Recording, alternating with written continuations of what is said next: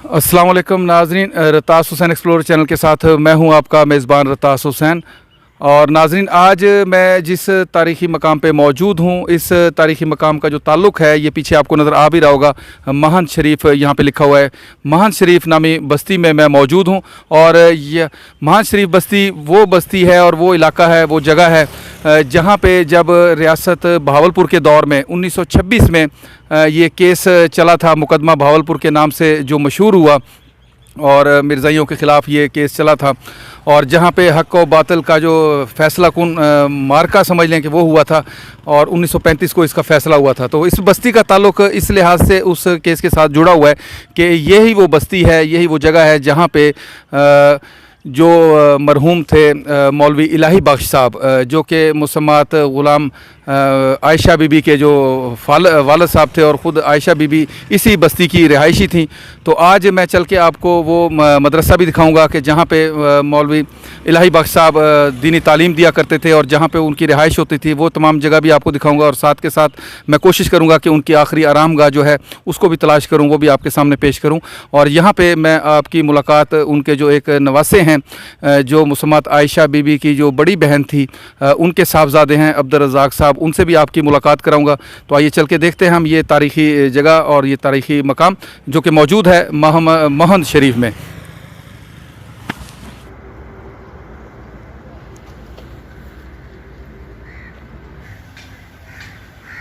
नाज़रीन, इस वक्त मैं मौजूद हूँ उसी बस्ती के अंदर जहाँ पे मौलवी इलाही बख्श साहब यहाँ पे रहा करते थे। इसी बस्ती का वो वक़ूआ है जहाँ से ये काम शुरू हुआ था, मुकदमा बहावलपुर का। और ये आप मुलाहिज़ा कर सकते हैं, आज भी ये छोटी सी एक बस्ती है जो कि तकरीबन अहमदपुर शर्किया से तकरीबन 30 किलोमीटर दूर वाक़या है। आप ये मुलाहिज़ा कर सकते हैं, यही वो रास्ते हैं। हो सकता है रास्ते से मुराद ये कि ये वही इलाका है। सामने जो वो मस्जिद दिखाई दे रही है, यहाँ पे ये हुजरे में ही मौलवी इलाही बख्श साहब की रिहाइश हुआ करती थी, और उन अपने बच्चों के साथ इसी मदरसे के एक हुजरे में वो रिहाइश पजीर थे। ये यहाँ से आप मुलाहिज़ा कर सकते हैं, वो सामने जो मस्जिद के आपको गुंबद नज़र आ रहे हैं, मीनार नज़र आ रहे हैं, ये वही मस्जिद है। और यहाँ पे ये सामने उसका दाखिली दरवाज़ा है, ये आप मुलाहिज़ा कर सकते हैं, ये है उसका दाखिली दरवाज़ा। मस्जिद भी अब ज़ाहिर है वक्त के साथ साथ इसमें तब्दीलियाँ आती गई हैं, और जदीद तर्ज पे ये बनाई गई है वक्त के साथ आहिस्ता आहिस्ता। ये एक उसी इलाके का व्यू आप मुलाहिज़ा कर सकते हैं जहाँ से उस दौर में इस काम का आगाज़ हुआ था।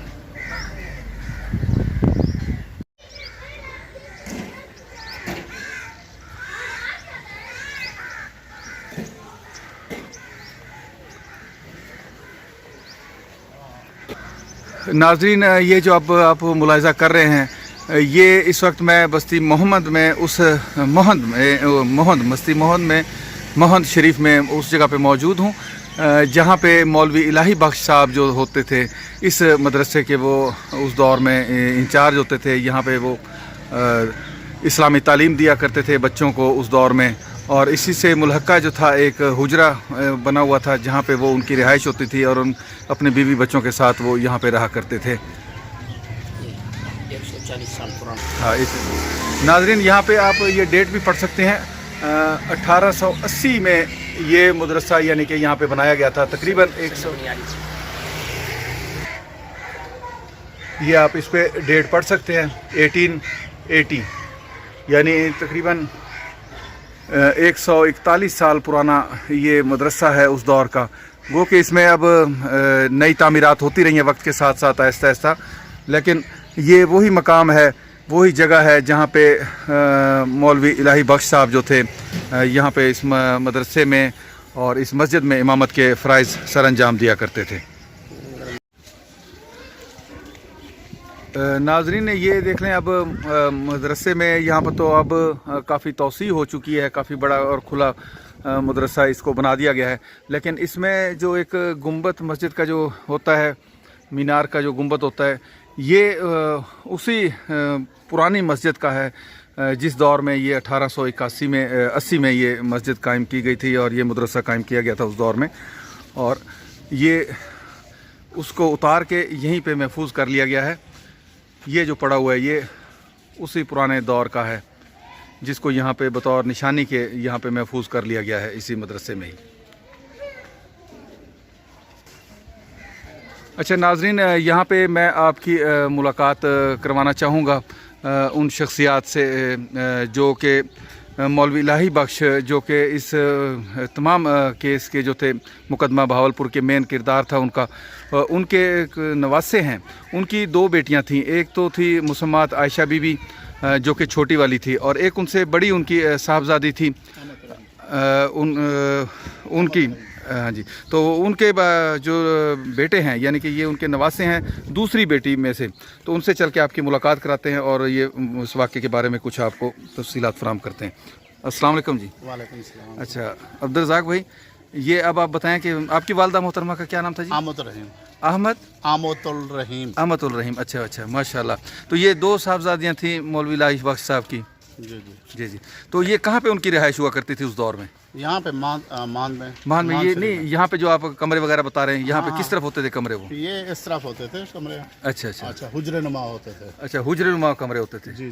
یہاں پہ وہ لوگ اس دور میں رہتے تھے۔ جی۔ تو یہاں سے وہ کس طرح اتنی دور احمد پور جہاں کیس کیا تھا کس طرح وہ آتے؟ پیدل جاتے تھے، تقریباً 30 کلومیٹر ہے یہاں سے۔ اچھا 30 کلومیٹر پیدل ہے؟ جی۔ پیشیوں پہ وہ پیدل جاتے تھے؟ جی۔ اچھا یہ یہاں پہ آپ ملاحظہ کر سکتے ہیں، یہ جو اب آپ کو عمارت نظر آ رہی ہے یہ تو خیر اب جدید دور کی دوبارہ بنائی گئی ہے۔ اس کی بیک سائڈ پہ اس طرف جو ہوتے تھے اس دور میں مولوی صاحب کے لیے حجرے ہوتے تھے، حجرہ نما کمرے بنے ہوتے تھے جس میں مولوی الہی بخش صاحب اپنی جو صاحبزادیاں تھیں اور اپنے بچوں کے ساتھ یہاں پہ وہ رہا کرتے تھے۔ اور یہاں سے جیسے کہ انہوں نے بتایا ان کے نواسے نے کہ 30 کلومیٹر دور ہے احمد پور شرقیہ، یہاں سے وہ لوگ پیدل جایا کرتے تھے تمام پیشیاں بھگتانے کے لیے۔ اور آپ جان سکتے ہیں کہ ایک مسجد کا جو امام ہوتا ہے اس کی کتنی تنخواہ ہو سکتی ہے اور کس طرح وہ گزر اوقات اس کی چل رہی ہوتی ہے، لیکن اس کے باوجود بھی وہ ثابت قدم رہے اور یہاں سے وہ ہر پیشی پہ پیدل یہاں سے وہ جایا کرتے تھے احمد پور شرقیہ۔ اور یہاں پہ ایک تو میرے ساتھ یہاں پہ جو موجود ہیں جو آپ کو اس وقت سامنے دکھائی دے رہے ہوں گے، یہ ہے مولوی الہی بخش رحمۃ اللہ علیہ کے جو نواسے ہیں یہ موجود ہیں۔ اور یہاں پہ میں آپ کو بتاتا چلوں کہ یہ جو مولوی الہی بخش صاحب رحمۃ اللہ علیہ تھے ان کی جو 2 بیٹیاں تھیں جو ان کی بڑی صاحبزادی تھیں یہ ان میں سے ان کی اولاد ہے، جبکہ جو مسمات عائشہ بی بی تھیں ان کی جو اولاد ہیں وہ اس وقت لاہور میں ہیں، پروفیسر یحییٰ صاحب ان کا نام ہے۔ انشاءاللہ ان سے بھی میں آپ کی جلد ملاقات کرواؤں گا۔ تو اس وقت یہ دوسرے جو بزرگ ہستی ہمیں اس وقت نظر آ رہی ہیں سکرین پہ، یہ اس مدرسے کے اب اس وقت محتمم ہیں۔ یہ مدرسہ جو تھا جس میں مولوی الہی بخش صاحب رحمۃ اللہ علیہ یہاں پہ وہ پڑھایا کرتے تھے، یہ مدرسہ انہی کے بزرگوں کا ہے۔ آئیے چل کے ہم ان سے گفتگو کرتے ہیں، ایک تو مدرسے کے حوالے سے بھی اور دوسرا مولوی الہی بخش صاحب کے حوالے سے بھی۔ السلام علیکم جی۔ وعلیکم السلام ورحمۃ اللہ۔ سر آپ کچھ بتائیں گے ہمیں اس بارے میں تھوڑا سا واقعے کے بارے میں؟ جی بسم اللہ الرحمن الرحیم۔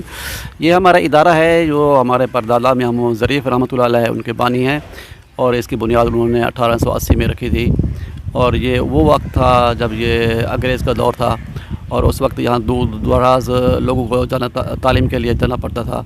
تو پھر یہ ہوا کہ مختلف علاقوں سے انہوں نے اپنے پڑھانے کے لیے استاد بھی رکھے، اور اسی دوران انہوں نے راجل کوٹ داجل سے مولانا الہی بخش رحمۃ اللہ علیہ جو فاضل دیوبند تھے، اور انہوں نے ان کو وہاں دعوت دی اور وہ یہاں تشریف لائے۔ اور ان کی جو 2 صاحبزادیاں تھیں، پہلے جو ان کی بیٹی تھی ان کی یہاں قریب احمد الرحیم، ان کی یہاں قریب انہوں نے عقد کیا اور وہ ان کا شادی ہوئی، اور جو دوسری بچی تھی وہ عائشہ بی بی، ان کا انہوں نے عمر کم تھی، انہوں نے ان کا نکاح کر دیا، لیکن بعد میں معلوم ہوا جو ایک عبدالرزاق نامی آدمی تھا، تو ان کو معلوم ہوا کہ وہ آدمی جو ہے نا وہ اس کے عقائد جو ہے نا وہ ٹھیک نہیں ہے۔ انہوں نے مرزا احمد قادیانی سے وہ متاثر ہو گیا تھا، تو انہوں نے پھر بعد میں انہوں نے اس عبدالرزاق نے نکاح کے لیے شادی رخصتی کے لیے اصرار کیا، تو مولانا الہی بخش رحمۃ اللہ علیہ نے ان کو یہ کہا کہ میرے دو شرائط ہیں، یا تو میری بیٹی کو آپ طلاق دے دیں، یا دوسری یہ ہے کہ یا تو آپ اعلان ان عقائد سے جو مرزائی قادیانی عقائد سے جو ہے آپ توبہ کریں تو تب تو دوں گا، اگر یہ نہیں کرتے تو پھر میری مجبوری ہے کہ کیونکہ یہ عقائد جو قادیانیوں کی ہیں وہ مسلمان اسلامی عقائد سے ہٹ کے ہیں، لہٰذا اس شرط پہ میں آپ کو رخصتی دینے پر تیار نہیں ہوا۔ تو انہوں نے یہ کیا، اس آدمی نے عبدالرزاق نے جا کے حقوق زن شوئی کا دعویٰ کر دیا عدالت میں، اور پھر اس وقت انگریز کی عدالت تھی، یہ 1926 کی بات ہے۔ تو یہ مقدمہ 1926 سے 1935 تک چلتا رہا، اور یہ کافی لمبا پروسیس، جبکہ مولانا الہی بخش صاحب ظاہر بات ہے وہ ایک زیادہ کوئی مالدار آدمی نہیں تھے، البتہ یہ ہے کہ جو ادارے کے ہمارے بانیان تھے میاں محمد ظریف کے بعد مولانا حاجی عبدالمالک صاحب، وہ یہاں علاقے کے ذمہ دار بھی تھے، یا ہمارے الحمدللہ آبائی جو ہے نا وہ تھے، تو انہوں نے پھر ان کی سپورٹ بھی کی، تو لیکن انہوں نے استقامت اختیار کی، اور اس دوران پوری استقامت کے ساتھ کھڑے رہے، تمام عدالتی پروسیس مکمل ہوتا رہا۔ اس میں چونکہ یہ ایسا اہم ایشو تھا اور اسلامی عقائد کا مسئلہ تھا، تو پھر یہ بر صغیر میں یہ پھر اس کا چرچا ہوا، تو وہاں علماء پھر اکٹھے ہوئے، اور علماء نے آ کے بلکہ دیوبند کے مولانا انور شاہ کشمیری رحمۃ اللہ علیہ وہ بھی تشریف لائے، اور انہوں نے اپنا بیان ریکارڈ کرایا، اور انہوں نے ثابت کیا کہ یہ جو مرزائیوں کے عقائد ہیں یہ مسلمان اسلامی عقائد سے ہٹ کے ہیں، لہذا مرزا جو ہے نا وہ مسلمان نہیں ہے، اور ان کے جو ماننے والے ہیں ان کا نکاح ایک مسلم عورت سے نہیں ہو سکتا۔ تو بالآخر یہ 1935 میں اکبر جج جو تھے، چیف جو تھے اس وقت یہ اسٹیٹ تھی بہاولپور کی، تو ان کے جو چیف تھے انہوں نے یہ فیصلہ دیا کہ یہ مرزا قادیانی یہ کافر ہیں اور یہ مسلمان نہیں ہیں، اور یہ ختم نبوت کا پھر یہ مسلمان جو عقیدہ تھا اس کے مطابق ان کا فیصلہ دیا۔ تو یہ پہلی اسٹیٹ تھی، اور یہ پہلے وہ جج تھے جو اس دنیا میں انہوں نے قادیانوں کے عقائد کا انہوں نے ان کے خلاف فیصلہ دیا، اور ان کو یہ ثابت علماء کے بیان سے یہ ثابت ہوا کہ ان کے عقائد ختم نبوت کے خلاف ہیں، لہذا وہ مسلمان نہیں ہیں۔ مولانا الہی بخش رحمۃ اللہ علیہ وہ ایک بڑی نامور شخصیت تھے، بڑی علمی شخصیت تھے، اور ان کے بڑے خدمات ہیں، یا ہمارے ہاں انہوں نے جو ان کا جو عرصہ تدریس ہے ان میں بڑے بڑے علماء ان کے شاگرد ہیں۔ مولانا عبداللہ درخواستی رحمۃ اللہ علیہ ان کے ان شاگردوں میں سے ہیں، مولانا عبدالغنی جاجروی رحمۃ اللہ علیہ، مولانا سلطان محمود رحمۃ اللہ علیہ جو شیخ الحدیث تھے جلال پور میں، اور اسی طرح مولانا عبدالحق رحمۃ اللہ علیہ، اور بہت سے نامور علماء انہوں نے ان سے علم حاصل کیا، استفادہ کیا، اور بڑے بڑے علماء انہوں نے استفادہ کیا۔ وہ ایک بڑی نامور اور بڑی علمی شخصیت تھے، اور وہ الحمدللہ انہوں نے ہمارے علاقے میں بڑے خدمات انجام دی، اسلامی عقائد کی اشاعت کے لیے، ترویج کے لیے، اسلامی علوم کی ترویج کے لیے، اور مسلمانوں کے عقائد اور تربیت کے لیے انہوں نے بڑے خدمات انجام دی۔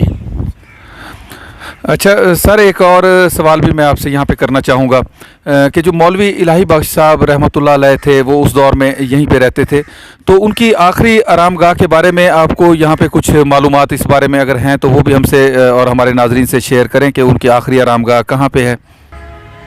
جی، ان کے آخری آرام گاہ کے بارے میں ہم یقینی طور پر تو نہیں کہہ سکتے۔ یہ 3 جگہیں ہیں جو ہو سکتی ہیں۔ ایک تو یہ ہمارا جو ادارہ ہے اور مسجد ہے اس کی ایک بغل میں پہلے ایک چھوٹا قبرستان ہوا کرتا تھا قدیم، اس وقت ان کی قبریں کو نشانات نہیں ہیں، اس میں کچھ بزرگان کے، میرے دادا کی بھی قبر وہاں ہے۔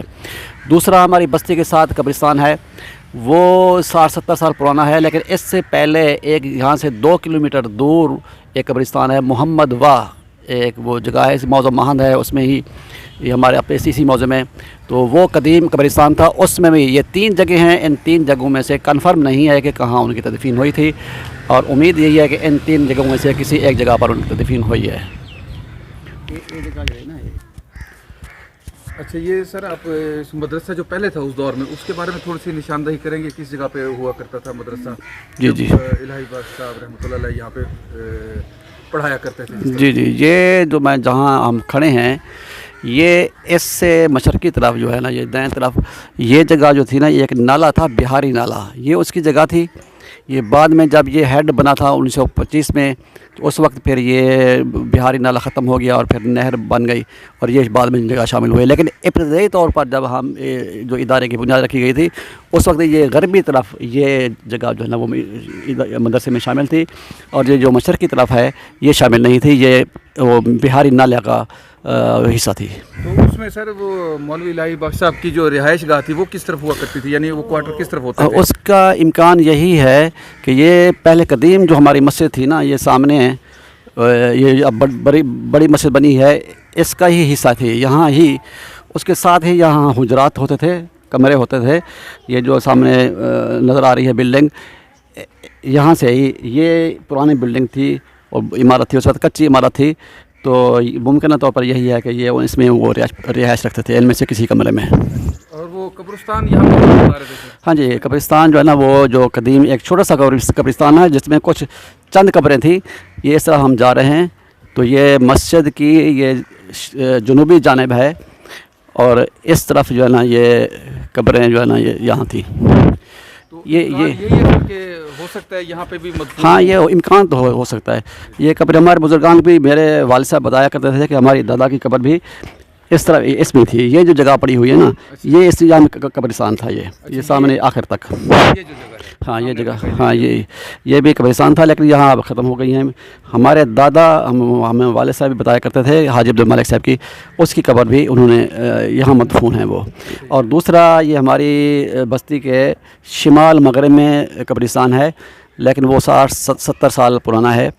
اس سے قدیم جو وہ قبرستان تھا وہ یا محمد واہ، ہمارے یہی اسی موضع میں ہی دوسری طرف جو مغربی طرف علاقہ ہے محمد واہ، تو وہاں قبرستان قدیم آج بھی ہے، وہ پرانا قبرستان تھا. یہ 3 جگہ متوقع ہیں کہ ان میں سے کسی جگہ وہ مدفون ہے. الہی بخش صاحب، مولانا الہی بخش صاحب، جی جی، یہاں پہ بھی وہ امکان ہو سکتا ہے، امکان ہو سکتا ہے. تو یہاں پہ پھر اب قبریں برابر کر دی گئی؟ ہاں، یہ قبریں برابر کر دی گئی تھی. یعنی اس جگہ نیچے اب یہ ہاں، یہاں پہ یہ قبریں ہیں، یہ اس قبرستان کی جگہ ہے. آپ کے دادا یا پردادا کی قبر بھی آپ بتا رہے ہیں؟ دادا کی قبر اس جگہ پہ؟ اس جگہ پہ تھی.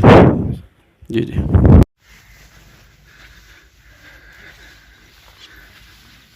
یہ ناظرین، اس وقت میں بستی مہند میں موجود اس قبرستان میں آ چکا ہوں، پہنچ چکا ہوں، اور میرے ساتھ مولوی الہی بخش کے جو نواسے ہیں وہ بھی یہاں پہ موجود ہیں. لیکن اس قبرستان کے بارے میں، ان کی قبر کے بارے میں پکے یقینی طور پہ بات نہیں کی جا سکتی، لیکن ایک اندازہ ہے کہ وہ جو 2 قبرستان ہیں ان میں سے کہیں پہ وہ مدفون ہے، جن میں سے ایک قبرستان یہ والا ہے، اور ایک قبرستان جو ہے ادھر مدرسے کے قریب تھا، جو کہ اب ختم کر دیا. چند قبریں تھیں وہاں پہ جو کہ اب وہاں پہ وہ ختم کر دی گئی ہیں، کیونکہ مدرسے کی توسیع ہوئی ہے وہاں پہ، تو اس وجہ سے. باقی یہ وہ قبرستان ہے. اور یہ عبدالرزاق بھائی ہمارے ساتھ موجود ہیں، یہ نواسے ہیں جناب محترم مولوی الہی بخش صاحب کے، جنہوں نے اپنی زندگی میں یہ مقدمے کا دفاع کیا تھا، مقدمہ بھاولپور کا. اور یہ یہیں پہ بستی مہند میں رہتے ہیں. جبکہ مسمات عائشہ بی بی جن کے نکاح کا کیس چل رہا تھا، وہ ان کی خالہ تھیں، اور وہ ان کی شادی جو تھی وہ جلال پور میں وہاں پہ ہوئی تھی. تو انشاءاللہ ہم وہاں پہ بھی چلیں گے اور وہ جگہ بھی آپ کو میں دکھاؤں گا. اور ان کے جو فرزند ہیں پروفیسر یحییٰ صاحب، ان سے بھی انشاءاللہ آپ کی ملاقات کراؤں گا، اور پورا واقعہ وہاں پہ بھی ہم جانیں گے. تو یہ وہ قبرستان ہے جس کے بارے میں بتایا جاتا ہے. آئیے تھوڑا سا ہم ان سے بھی پوچھ لیتے ہیں.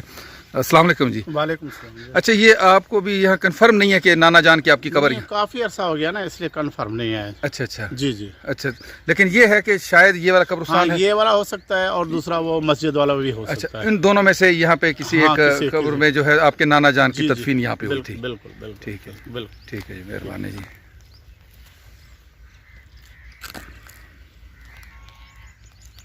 یہ کچھ قبریں ہیں یہاں پہ جہاں پہ ان کے خاندانی بزرگ جو تھے وہ یہاں پہ مدفون ہوتے تھے.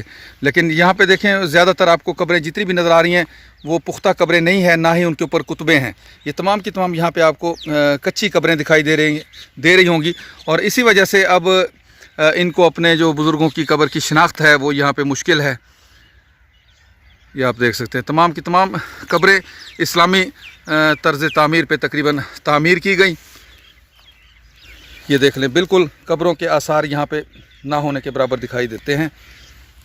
یہ آپ ملاحظہ کر سکتے ہیں، بالکل اسلامی طریقے سے یہ قبریں یہاں پہ تعمیر کی گئی ہیں اس علاقے میں.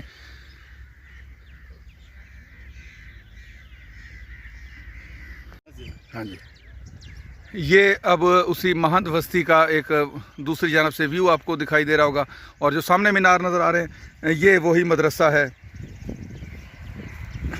اور مسجد، جہاں پہ مولوی الہی بخش صاحب رحمۃ اللہ علیہ یہاں پہ امامت فرماتے تھے اور رہائش پذیر بھی تھے. ناظرین، آج میں نے آپ کو اس مرد مجاہد انسان کی بستی کا بھی وزٹ کروایا اور اس جگہ کا وزٹ بھی کروایا جہاں پہ وہ مرد مجاہد انسان رہتے تھے، اور ان کے نواسے سے بھی آپ کی ملاقات کروائی.